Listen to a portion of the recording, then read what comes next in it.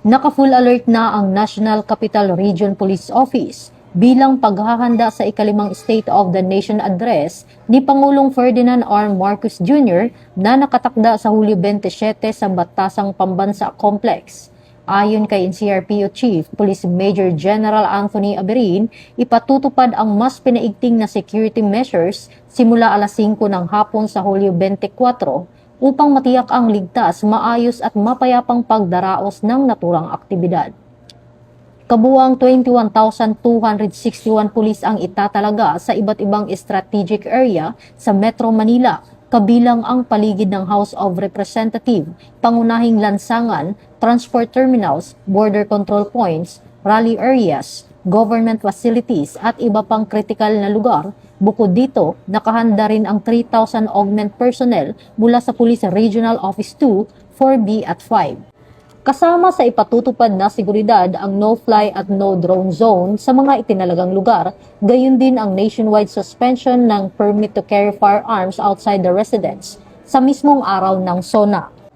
Upang matiyak ang maayos na pamamahala ng mga pampublikong pagtitipon, magtatalaga ang NCRPO ng mahigit 11,000 civil disturbance management personnel na nakahanda sa anumang sitwasyon habang patuloy na iginagalang ang karapatan ng mamamayan sa mapayapang pagpapahayag. Samantala, magpapatupad din ng pansamantalang road closures at traffic rerouting sa ilang bahagi ng Quezon City, partikular sa mga rutang patungo at paligid sa Batasang Pambansa Complex. Pinayuhan ang mga motorista na sumunod sa mga ilalabas na traffic advisories ng NCRPO at Metropolitan Manila Development Authority.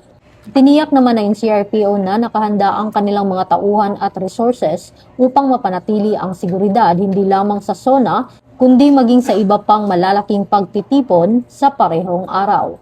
Kasabay nito, nananawagan ang Philippine National Police sa mga grupong magsasagawa ng mga kilos protesta na makipag-ugnayan sa mga otoridad, kumuha ng kinakailangang permit at tiyaking ligtas ang kanilang mga aktibidad. Ayon kay Chief PNP, Police General Jose Melencio Nartatis Jr., kinilala ng PNP ang karapatan ng bawat mamamayan na magpahayag ng saloobin, kasabay ng panawagan na makipagtulungan at igalang ang mga pulis na itinalaga para sa pagpapanatili ng kapayapaan at kaayusan.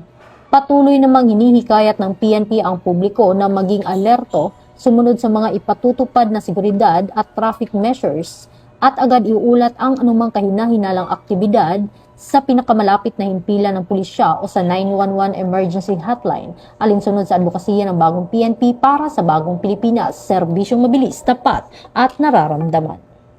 Mula dito sa Campo Crame, ako po ang inyong PNN correspondent, Patroluman Resali Umalay, nagbabalita para sa Police News Network. Alagad ng batas, tagataguyod ng balitang pulis. Ito ang bagong PNP para sa bagong Pilipinas, serbisyong mabilis, tapat at nararamdaman.